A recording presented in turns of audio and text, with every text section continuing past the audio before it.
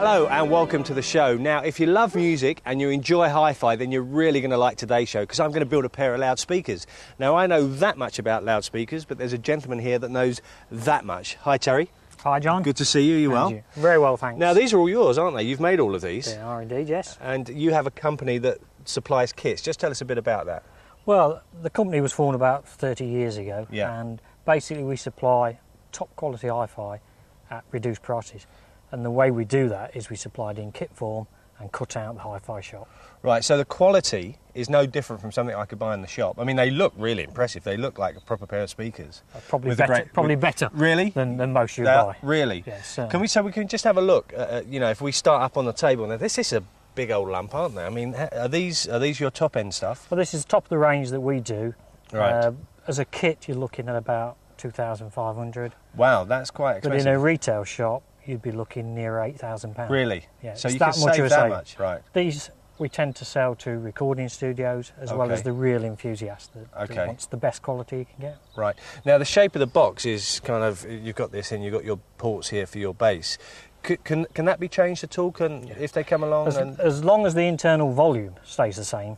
Right, really, that's the key to it, is it? That's the key. That's a really important part. Really, you can change the shape to what you want. Right, and you can offer that service. You could, I don't like that shape, I want them to be longer and taller, and you would do all the calculation for me. No problem. Fantastic, right. So, £2,500 in a kit form, £8,000 retail. So again, you've got a different finish on this. This is a paint finish. So what's your preferred material for making cabinets? Well, we tend to make all the cabinets out of MDF. Right. 18mm on the smaller ones, 25mm on the larger cabinets. Yeah. Reason for this is it's a good, easy material to work with, and it's a very smooth material. It is. It's a shame because it's much maligned, isn't it? People laugh at MDF now because of these makeover shows, but it is a great material to work. It's not expensive, and as you say, you do get a really nice paint finish on these. Right. So look, you know, you've bought a whole range of floor standing speakers. Do you do smaller ones? We do smaller bookshelf speakers, stand mount speakers. Literally any shape and size you want, we can produce in a kit form. And what about if I'm not very proficient at woodworking? I come along to you and say, I want to build some speakers. No problem. We do. All our speakers come with a flat pack cabinet if required. All MDF, all machined out. All you literally have to do is glue it together. Right. So I'm going to have a go at making a pair. What pair would you recommend? Well, I would start with something like this. Yeah. It's a nice, simple square box. Yeah. Two-way design. Very simple. Anyone could put that together in a couple of days. So starting from scratch? Yeah. A couple of days from scratch. Okay. And how much is that going to cost me? It'll cost you about £250 as a kit. Right. And if you went to a hi-fi shop, you'd be looking near £1,000. Well, that is a really good saving. Good saving. Okay. Well, I'm going to order some MDF and have a go. Thanks for your time. Thank you. Nice to see you. Well, here we have one of the flat pack kits you can get from the guys up on the bench. I've loosely assembled it, hence the reason it's got a couple of G-clamps on it.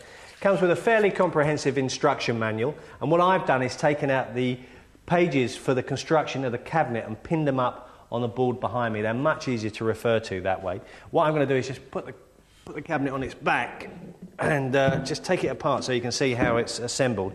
18mm MDF, as you know. The guy said this is the best material for constructing speaker cabinets because of its density. If I just take off the front, which is called the baffle, and this is really, I suppose, the business end of the cabinet because it's got most of the work going on. 2 holes for our loudspeakers. The large one is for the bass unit, the small one is for the tweeter. And this tiny one at the bottom is for a bass port, and it will take a tube that will sit in the back of that, which will give us our bass response. As you can see, it's just rebaited construction all the way around, and there's a groove running across the middle of that, which takes this piece of timber, this dividing piece of timber, in the middle of the cabinet. Now, if I just take the clamps off here,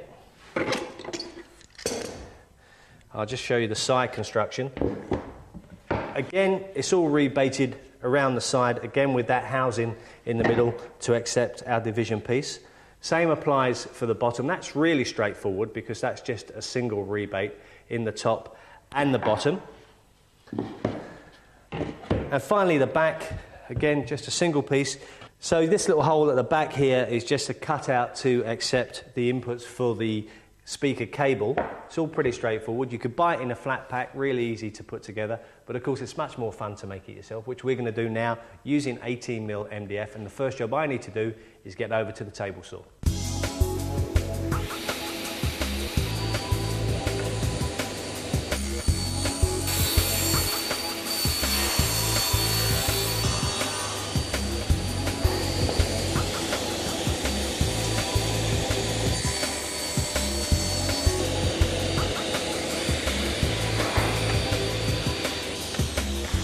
Well, that's all the MDF cut. Now I'm going to head over to the router table. So what I need to do here is to start cutting rebates in the MDF, and the way to do that is on the router table. I've got an 18mm cutter already set up in the router. This is a feather edge board, which is great because it will just hold the MDF down for me as I push it through. And because it is MDF, I've got it hooked up to the vac, ready to go. Plus, I'm going to wear my dust mask, eye protection and ear protection.